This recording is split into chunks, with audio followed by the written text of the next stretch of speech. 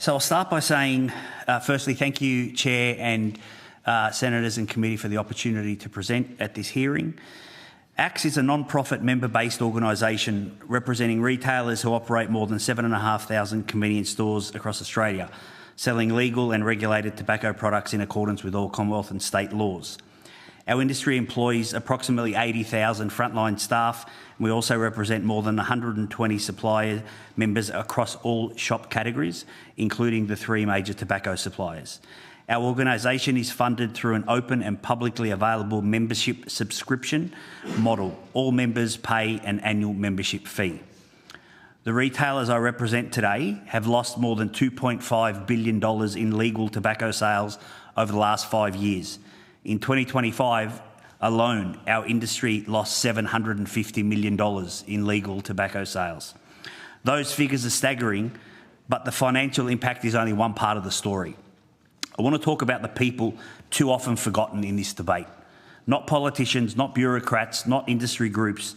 I'm talking about our 80,000 frontline retail workers. Young workers, women, students, migrants, people working long shifts to support their families, people who should feel safe going to work every day. Right now, many of them do not, and that is the real human cost of this illegal tobacco crisis.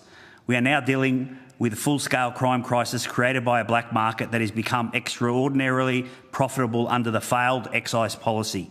Organised crime groups are terrorising legitimate retailers and ordinary workers in suburban Australia.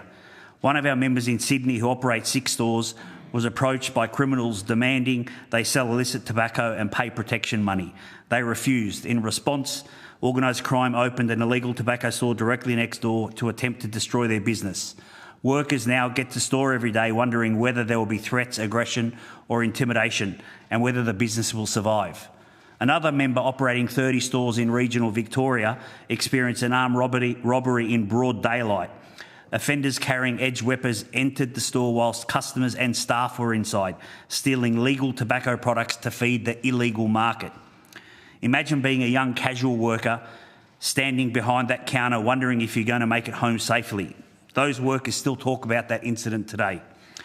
Another retailer from a national network was personally handed a note demanding protection money. This occurred at multiple stores. As a result, they now employ full-time security guards simply to protect their staff. Let that sink in. Some convenience stores in Australia are now hiring security guards for frontline retail workers because they're being intimidated by organised crime groups.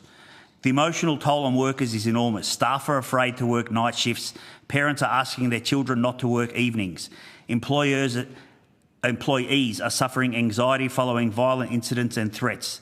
These are ordinary Australians simply trying to earn a living, yet they are being caught in the middle of what has become a nicotine war. What frustrates us most from a member perspective is that the situation was entirely predictable. Treasury has warned excessive tobacco excise would fuel the illicit trade. Law enforcement have warned organised crime was aggressively moving into the market.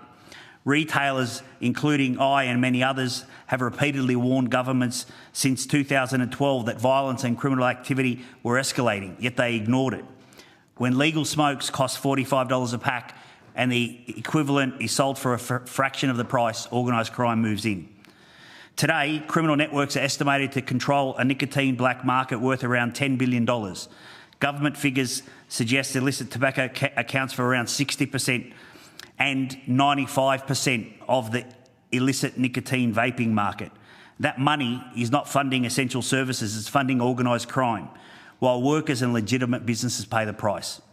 I do want to acknowledge New South Wales Premier Chris Minns for openly recognising the role of excessive excise and its role in fueling the black market, because this is no longer simply a health debate. It's a community safety issue, it's a workplace safety issue, and increasingly it's a national enforcement issue. And if people want to attack anyone calling for excise reduction as somehow representing the tobacco industry, then I would ask them, are you accusing the New South Wales Premier of representing the tobacco industry too? Or are you accusing the Australian Border Force of representing the tobacco industry when they say we can't enforce this problem away? At some point, the federal government needs to stop pretending that this is working. Since 2021, governments have spent more than $1 billion across illicit nicotine enforcement, the pharmaceutical vaping model, and public health education campaigns. The results? Smoking rates have increased, nicotine usage has increased, legal tobacco sales have collapsed, and organised crime have expanded its grip on the market. The most recent federal budget allocated only an additional $14 million over the forward estimates to tackle this issue. Some states are spending more than that alone. Surely this demonstrates that the enforcement-only approach is failing.